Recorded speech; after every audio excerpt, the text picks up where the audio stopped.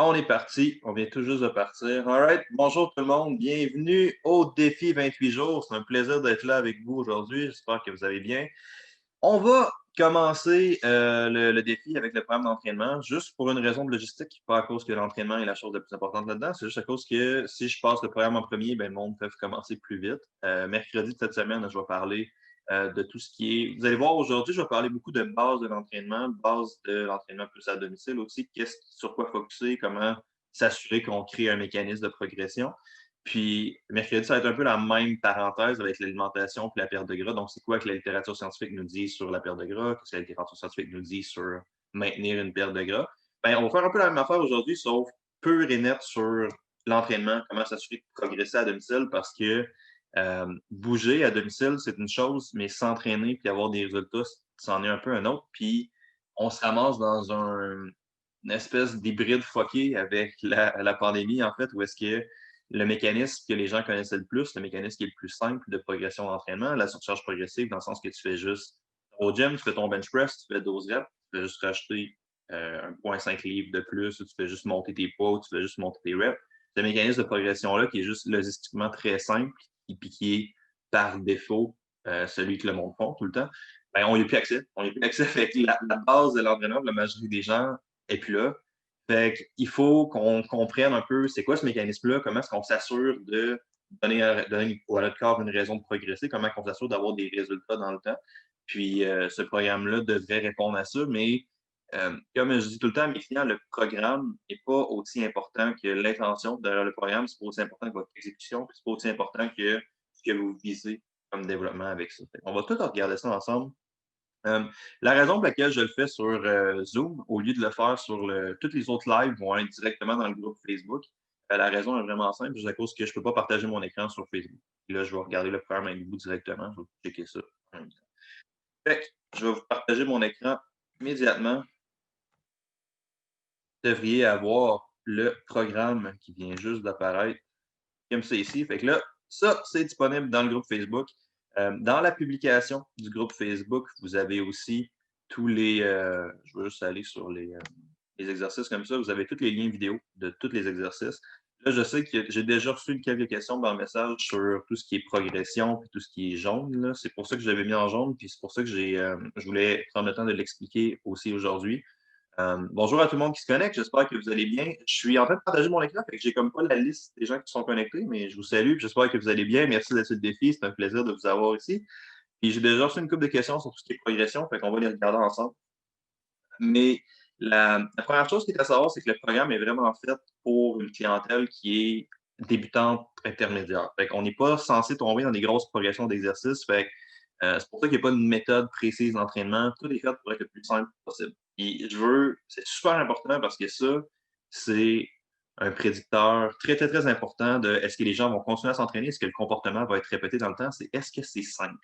Et il faut garder ça simple, c'est pas censé être compliqué s'entraîner. Ça rend pas ça plus facile, mais c'est pas censé être compliqué. Tu n'es pas censé avoir un programme à tout finir et à tout casser avec 10 000 méthodes, 10 000 façons de s'entraîner, 10 000 affaires. Okay?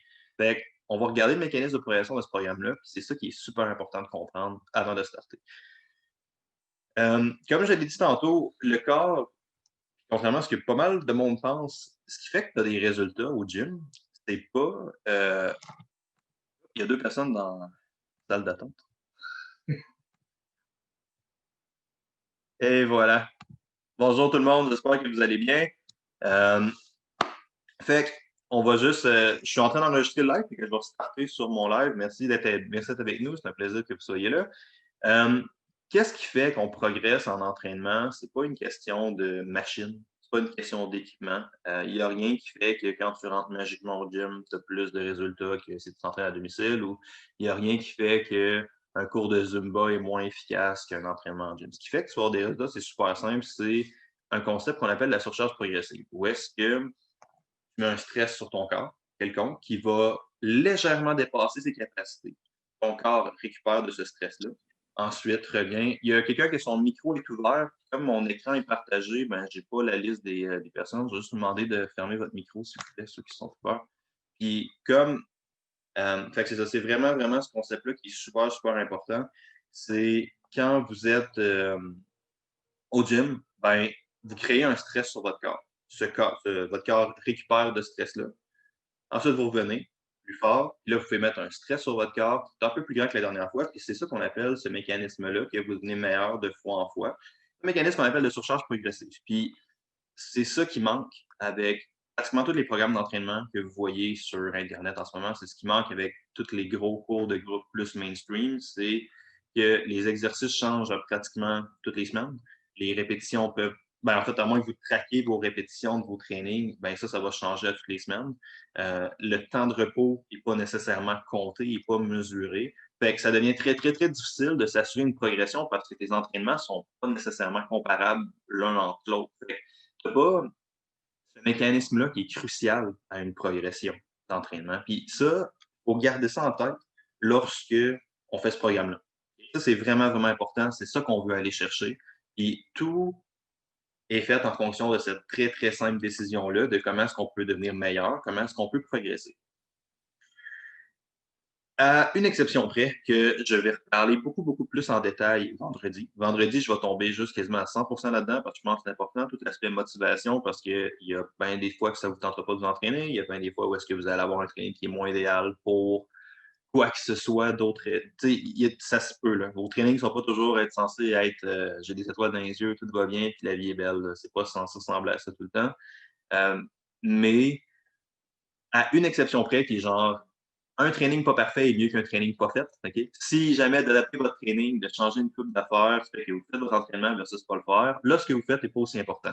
Mais on veut ce mécanisme de progression-là le plus souvent possible. Ça, c'est super, super, super important de comprendre ça. Donc, pour faire ça, qu'est-ce qu'on va faire? C'est très, très simple. Vous allez avoir une progression. On n'a plus la progression de charge, on n'a plus la progression de volume, on n'a plus la progression de variété d'exercices ou de machines. Les progressions qu'on va avoir à domicile vont être de rajouter une répétition, de rajouter du temps sous tension ou de rajouter carrément un désavantage mécanique, de rajouter un poids, entre guillemets, mais avec son poids corporel. C'est ça la première progression. C'est ça toutes les A puis toutes les D de chaque exercice. Dans le fond, c'est juste, comme on ne peut pas progresser sur de la charge, on va progresser sur la progression d'exercice. Si vous cliquez sur, dans la publication Facebook, si vous cliquez sur le lien de progression d'exercice push, ben, ça va vous sortir plein de vidéos puis plein d'affaires comme ça avec une progression vers lesquelles je veux que vous progressez vers ça. Dans le fond. Fait on part, puis là, vous regardez, mettons ça serait la première journée, c'est push ici comme ça. Fait que là, vous regardez le préalable. Est-ce que je suis capable de faire moins de 5 push-ups sur mes genoux? Non. Ben, la progression que je prends, c'est les genoux. Est-ce que je suis capable de faire 5 push-ups sur mes genoux? Si oui, ce que je veux que vous fassiez, c'est pas de répéter 5 push-ups sur les genoux à chaque semaine, parce que ça ne serait pas un mécanisme de progression par définition, right? Ce que je veux, c'est qu'on embarque sur une progression qui est un petit peu plus avancée. Fait que là, on va faire des push-ups sur les pieds, les push-ups, mais sur vos pieds, sauf que vous allez avoir les mains surélevées sur quelque chose. Ça peut être sur un step, ça peut être sur n'importe quelle surface, puis plus que vous voulez rendre ça difficile, mais plus que vous baissez la hauteur de la surface sur laquelle vous êtes surélevé pour vous ramasser en position simili, push-up au sol. Et que là, vous avez une progression sans charge parce que l'exercice devient plus dur. Évidemment, un push-up sur vos pieds, c'est plus dur qu'un push-up sur vos genoux. Puis, c'est super important de comprendre ce concept-là. Là, je ne tomberai pas dans chaque exercice, chaque répétition avec vous parce que je vais juste faire un live sur les progressions d'exercice. Si vous avez des questions sur les exercices, ils sont tous mis sur le groupe Facebook. Vous pouvez ouvrir en masse toutes les affaires comme ça. Ça, c'est super important de comprendre ça. La deuxième affaire aussi que je vais parler, c'est qu'il y a beaucoup de monde qui s'imagine que par définition, un entraînement à domicile, c'est moins efficace. C'est plus difficilement logistique à programmer, c'est clair, mais vous seriez impressionné des résultats que moi j'ai eu dans les derniers mois avec du domicile. Moi, je suis peut-être un peu un cas à part parce que je faisais beaucoup, beaucoup de domicile avant la pandémie. Fait que j'avais un certain edge, entre guillemets. Un de mes services qui pognait le plus en 2019, là, même pas en 2020, c'était l'entraînement à domicile où est-ce que je me déplaçais chez le monde. Puis quand j'arrive chez les gens, ben, ils n'ont pas de gym en bas. La majorité du temps, fait que je m'organisais avec minimalement de stock. Mais je pense que si on garde ce concept-là de progression, si on garde l'idée qu'on essaie de devenir meilleur de fois en fois, puis qu'on ne se perd pas dans 10 000 variétés d'exercices, si on ne fait pas juste sauter d'un programme à un autre, si on s'assure que notre repos est contrôlé puis que le stress qu'on met sur notre corps ben, il est comparable de fois en fois. Je pense qu'on peut clairement s'établir une progression parce que c'est pas le fait que vous êtes au gym qui va vous faire progresser, c'est est-ce que vous donnez à votre corps une raison de s'adapter ou non. Puis ça, ce dépassement-là des qualités physiologiques est 100% créable à domicile. C'est super, super important. Euh, pour le programme, ça ne fait pas le tour nécessairement, mais toutes les A et toutes les D, dans le fond, tous les X qui sont en jaune, vont s'inscrire dans tout le petit système que je viens de vous partager. Pas plus compliqué que ça. J'ai une question sur la durée d'exécution du programme. Je vais répondre tout de suite parce que sinon, je vais l'oublier. C'est pas censé être très long. Ce qui va probablement être un petit peu plus long, c'est que vous avez une partie cardio un peu après chaque training. Puis, contrairement à ce qu'on entend beaucoup, il n'y a pas. Moi, en tout cas, moi, je suis peut-être vieux jeu, mais je continue de croire que le cardio continu à une place devrait être appliqué. Puis même sur la dépense énergétique, on entend souvent dire que tout ce qui est HIIT, tout ce qui est différents types d'intervalles, tout ce qui est plus high intensity va avoir un impact plus grand sur la dépense énergétique à cause du BOC et toutes ces affaires-là. Mais en tout cas, il n'y a jamais aucune étude qui a réussi à montrer ça de manière concrète quand l'intensité, la durée est égalée. Fait que moi, je continue de croire que pour un défi, puis même pour une notion de santé, le cardio continue à une grosse place. Fait que ça c'est sûr que ça va être un peu plus long, mais en termes de programme, euh, peut-être un 30-45 minutes. 45 minutes la première fois, ça devrait être réglé, fait. Puis quand vous allez connaître les exercices, quand vous allez connaître vos progressions, moi je pense 35-40, ça va être fait, là, ça devrait pas être plus compliqué. Dépendant du temps. Puis là, ça nous ramène à l'autre paramètre qui est super important. Pour s'assurer d'un programme comparable, ça vous demande de suivre les tempos qui sont indiqués. Et on entend souvent ça. On entend souvent ça de Hey, j'ai pas besoin de prendre 90, j'ai récupéré après 30 secondes. Si tu sens que tu as récupéré après 30 secondes, tu n'as pas une progression d'exercice qui est assez difficile. Tu es censé en avoir besoin de ton repos. Puis ça, c'est vraiment important parce que si c'est le tempo ou le repos n'est pas nécessairement contrôlé, bien encore là, ça fait qu'on n'est pas vraiment capable de comparer des pommes avec des pommes. Fait que le repos est super important. Une autre affaire qui est importante de standardiser ou de contrôler, c'est la vitesse d'exécution des exercices, juste à des fins très, très simples dans ce programme-ci. Je l'ai écrit dans les consignes un peu plus haut, mais tout est fait en 3 secondes. Fait que si vous faites un push-up, vous descendez en 3 secondes, vous remontez en 1 seconde. Si vous faites un squat, vous descendez en 3 secondes, vous remontez en 1 seconde. La seule exception de retenir en 3 secondes, ce serait tout ce qui serait tirage, comme les bed sheet row, que j'ai une vidéo, je pense, de quasiment 3 minutes d'explication, qui est un tirage. Là, c'est juste quand vous allez.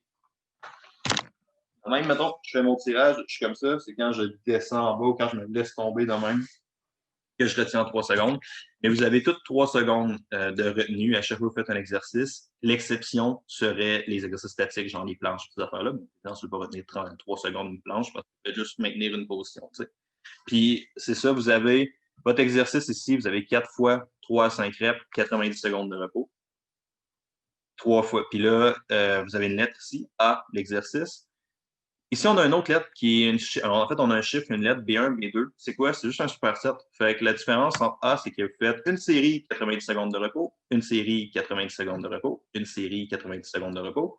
Puis faites 4 séries comme ça. Quand on tombe sur B1, B2, c'est ce qu'on appelle un superset. Fait que c'est juste, vous alternez un exercice avec un autre sans repos ou avec un repos très court entre les exercices. Vous faites B1, B1, B2, B1, B2. Puis là, votre 30 secondes, il est après votre B2. B1, B2, 30 secondes, B1, B2, 30 secondes, B1, B2, 30 secondes. La raison pour laquelle j'ai un repos un petit peu plus court pour le pompe glutéal versus le pull-up, c'est que quand vous avez un exercice qui est unilatéral en superset, vous allez, par définition, vous reposer un muscle, entre guillemets, parce que vous faites une jambe à la fois. Fait que là, vous avez au dip ce que vous fassiez, là, vous travaillez vos deux bras en même temps, après ça, vous tombez en planche.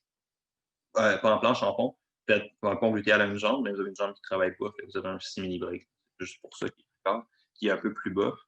VIOP, avant de parler du VIOP, parce que c'est un exercice qui est très, très difficile dans sa progression finale. Lorsque vous allez tomber dans le programme d'entraînement, vous allez avoir 3 progressions de VIOP. Fait que c'est vous de choisir la bonne encore là.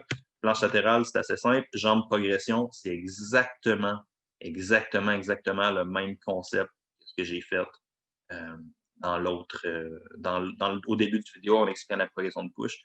J'aurais peut-être juste une petite parenthèse à faire. J'ai-tu passé des progressions?